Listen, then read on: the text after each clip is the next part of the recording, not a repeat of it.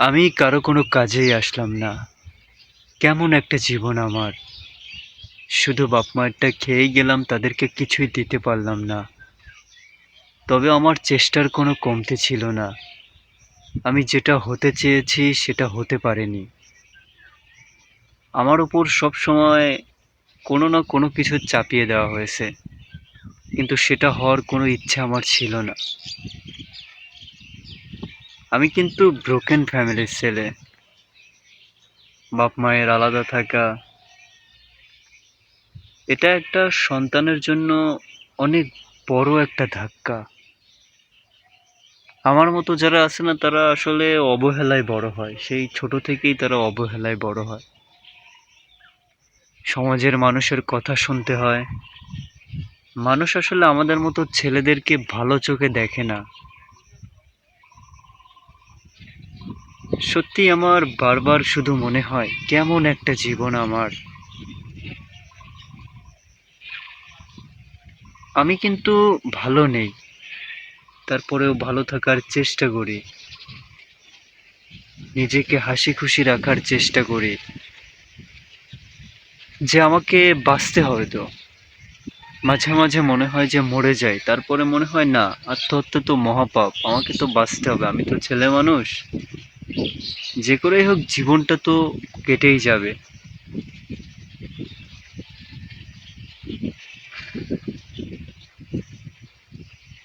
সত্যি আমি কিসের মধ্যে দিয়ে যাচ্ছি শুধু আমিই জানি। মানুষ তো বহু কথাই বলে, যে তোমার জায়গায় থাকলে এই হতো সেই হতো। আসলে যার যার জায়গায় শেষে কি কঠিন সময় পার করতেছে শুধু সেই জানে।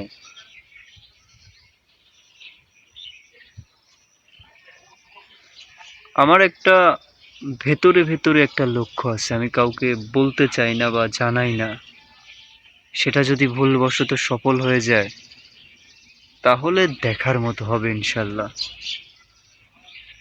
কিন্তু আমি জানি না কি হবে, অনেক সময়ের ব্যাপার, ধৈর্যের ব্যাপার। আমার মধ্যে প্রচুর ধৈর্য আছে। আল্লাহ তাআলার কাছে অশেষ কৃতজ্ঞ যে তিনি আমাকে ধৈর্য দিয়েছেন। মানুষের কথা আমি কানে নেই না, কারণ তারা আমার